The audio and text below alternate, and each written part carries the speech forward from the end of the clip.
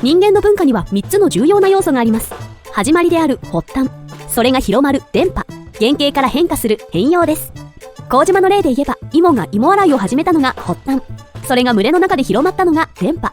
はじめは芋についた泥を落とすのが芋洗いの目的であったのが、いつの間にか海水の塩味をつけるために目的が変わっていったのが変容となるでしょう。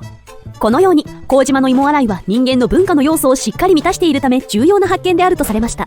この芋洗いの発見の後にも、温泉に入る、焚き火に当たるなどといった文化的な行動がニホンザルでは見つかっています。このような数々の重要な発見ができたのは、ニホンザルが日本にいてくれたからです。霊長類学という学問は日本で大きな発展を遂げましたが、それはひとえにニホンザルのおかげと言っても過言ではないでしょう。